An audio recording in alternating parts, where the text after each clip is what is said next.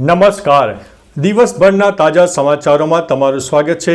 તમારી સાથે હું છું પિનલગીરી ગોસ્વામી. સમાચારો વિસ્તારથી જાણીએ એ પહેલા મહત્વના સમાચારો ઉપર એક નજર. મિત્રો, આજની વિડીયોમાં વાત થશે પોલીસ ભરતીની પરીક્ષાને લઈને મોટા સમાચાર સામે આવ્યા છે. બોપલમાં વિદ્યાર્થીની હત્યા મામલે મોટો ખુલાસો થયો છે. CBSEનો મોટો નિર્ણય, વિદ્યાર્થીઓને મોટી રાહત આપવામાં આવી છે. વિદ્યાર્થીના હત્યારા પોલીસ કર્મીની સરભરા કરવામાં આવી છે. ત્યારે વાત થશે યાત્રિકો ભરેલી બસ પર અસામાજિક તત્વોએ કર્યો છે પથ્થરમારો. એસી કોચમાંથી બેડશીટની ચોરી કરીને ભાગતા 2 આરોપીને ઝડપી પાડવામાં આવ્યા છે. રાજકોટમાં લવ જેહાદનો કિસ્સો, ચોંકાવનારો કિસ્સો સામે આવ્યો છે. ત્યારે વાત થશે આ વિસ્તારમાં ડેન્ગ્યુનો તાંડવ, 2 દર્દીઓના થયા છે મોત. ત્યારે વાત થશે શેર માર્કેટમાં રોકાણ કરવાના બહાને ઠગાઈ કરનારની ધરપકડ કરવામાં આવી છે. ત્યારે આગળ વાત થશે મોંઘવારી ભથ્થામાં 12% વધારો કરવામાં આવ્યો છે. સગી પુત્રી સાથે છેડતી કરનાર નરાધમ બાપની પોલીસે ધરપકડ કરી છે. અને અંતે વાત થશે રાહુલ ગાંધીએ વાયનાડમાં જીપ લાઇનની મજા માણી હતી. હવે મિત્રો સમાચારો વિસ્તારથી. રાહુલ ગાંધી બુધવારે વાયનાડમાં લોકસભા પેટા ચૂંટણીના મતદાન પહેલા જીપ લાઇનનો આનંદ માણ્યો હતો. આ દરમિયાન તેમણે વાયનાડના પ્રવાસન અને કુદરતી આકર્ષણોને પ્રોત્સાહન આપવા પર ભાર મૂક્યો હતો. રાહુલ ગાંધીની બહેન પ્રિયંકા ગાંધી વાયનાડમાં યોજાઈ રહેલી લોકસભા પેટા ચૂંટણીમાં કોંગ્રેસના ઉમેદવાર છે. આઈ લવ વાયનાડ શબ્દોવાળી ટી-શર્ટ પહેરીને રાહુલ ગાંધી પ્રિયંકા ગાંધી સાથે જીપ લાઇન ઉપર આવ્યા હતા. મિત્રો, અન્ય મહત્વના સમાચારની વાત કરીએ તો સગી પુત્રી સાથે છેડતી કરનાર નરાધમ બાપની પોલીસે ધરપકડ કરી છે. સુરતના કાપોદ્રા વિસ્તારમાં સગી પુત્રી સાથે છેડતી કરનાર નરાધમ બાપની પોલીસે ધરપકડ કરી છે. બીમાર પત્નીની ગેરહાજરીમાં છેલ્લા 15 દિવસમાં 3 વખત 19 વર્ષની સગી દીકરીના શરીરે હાથ ફેરવીને કપડાં ઉતારવાની કોશિશ કરી હતી. યુવતીની માતાએ પતિ વિરુદ્ધ છેડતીનો ગુનો નોંધાવીને ફરિયાદ નોંધાવી છે. કાપોદ્રા પોલીસે વિકૃત બાપની ધરપકડ કરીને કાયદેસરની કાર્યવાહી હાથ ધરી છે. મિત્રો, અન્ય મહત્વના સમાચારની વાત કરીએ તો મોંઘવારી ભથ્થામાં 12%નો વધારો કરવામાં આવ્યો છે. મોંઘવારી ભથ્થામાં 12%નો વધારો કરવાની સરકારે જાહેરાત કરી છે. કેન્દ્રીય કર્મચારીઓ અને જાહેર સાહસો વિભાગના કર્મચારીઓને આનો લાભ મળશે. નાણાં મંત્રાલયના જાહેર સાહસોના વિભાગે 7 નવેમ્બર 2024ના રોજ ઓફિસ મેમોરેન્ડમ બહાર પાડ્યું હતું. મિત્રો, અન્ય મહત્વના સમાચારની વાત કરીએ તો શેર માર્કેટમાં રોકાણના બહાને ઠગાઈ કરનારની ધરપકડ કરવામાં આવી છે.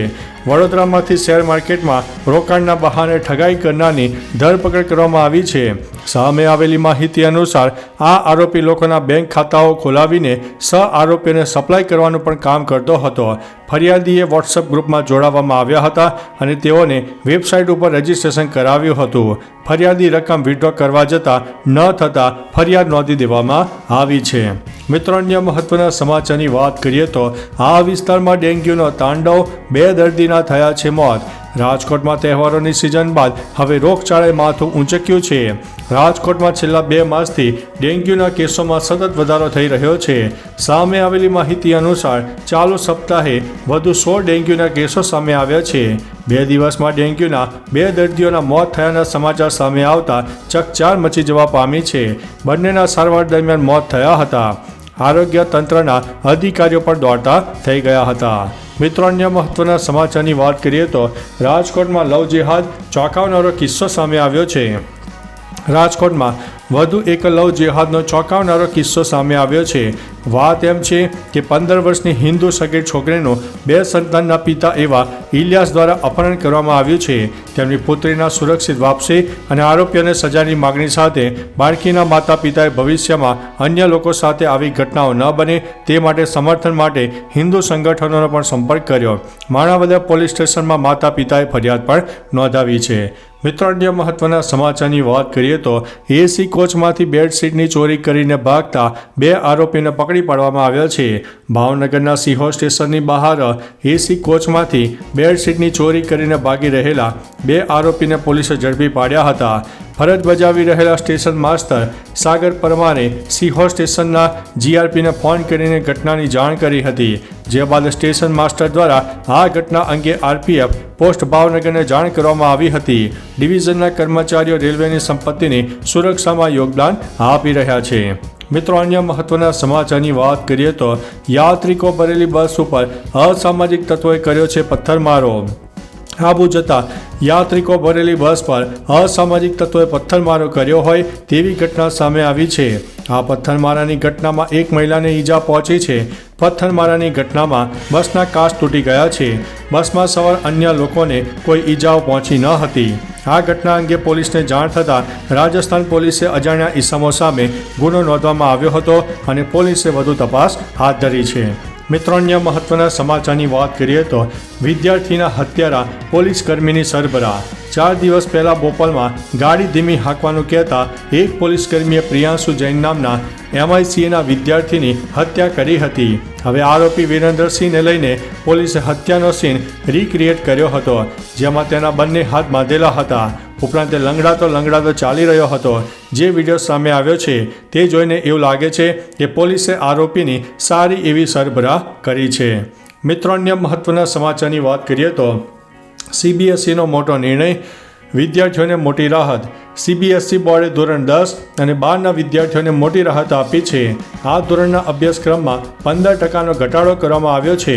ઉપરાંત પરીક્ષાની પેટર્નમાં પણ ફેરફાર કરાયો છે, જે મુજબ 40% માર્ક્સ આંતરિક મૂલ્યાંકન માટે આપવામાં આવશે અને બાકીના 60% માર્ક્સ અંતિમ પરીક્ષા માટે રહેશે. આ માહિતી ભોપાલના પ્રાદેશિક અધિકારી વિકાસકુમાર અગ્રવાલે ઇન્દોરમાં આયોજિત પ્રિન્સિપલ સમિટમાં આપી હતી. મિત્રો, અન્ય મહત્વના સમાચારની વાત કરીએ તો બોપલમાં વિદ્યાર્થીની હત્યા મામલે મોટો ખુલાસો થયો છે. બોપલ થોડા દિવસ પહેલા MICAની વિદ્યાર્થીની હત્યા કરી દેવામાં આવી હતી. જો કે હત્યા કરનારો પોલીસ કર્મી જ કર્મચારી હોવાનો ઘટસ્ફોટ થયો છે. ત્યારે આ કેસમાં વધુ એક વળાંક સામે આવ્યો છે. ક્રાઇમ બ્રાન્ચે આરોપી પોલીસ કોન્સ્ટેબલ વિરેન્દ્રસિંહ પટેરિયાની ધરપકડ કરી છે અને આરોપીની કારની આસપાસ ઘણા બધા રહસ્યો પણ ગૂંથાયેલા છે અને હવે તેની કારમાં બીજી એક વ્યક્તિ હોવાનું પણ સામે આવ્યું છે. મિત્રો, અન્ય મહત્વના સમાચારની વાત કરીએ તો પોલીસ ભરતી પરીક્ષાને લઈને મોટા સમાચાર સામે આવ્યા છે. પોલીસની શારીરિક પરીક્ષાની કસોટીમાં ફેરફાર કરવામાં આવ્યો છે. હસમુખ પટેલે રાજીનામું આપતા ભરતી પ્રક્રિયાને અસર થઈ છે. આગામી 10 થી 15 ડિસેમ્બર દરમિયાન PI અને PSI અને કોન્સ્ટેબલની પરીક્ષા લેવાય તેવી શક્યતાઓ છે. આ પરીક્ષા નવેમ્બર મહિનામાં લેવાની હતી. જો કે શારીરિક પરીક્ષામાં વપરાતી ચીપ પણ આવી ન હોવાથી તારીખમાં ફેરફાર કરવામાં આવ્યો છે. તો ચાલો મિત્રો, ફરીથી દેશ અને દુનિયાના સુપરફાસ્ટ સમાચાર લઈને મળતા રહીશો. ત્યાં સુધી અમને રજા આપશો. નમસ્તે.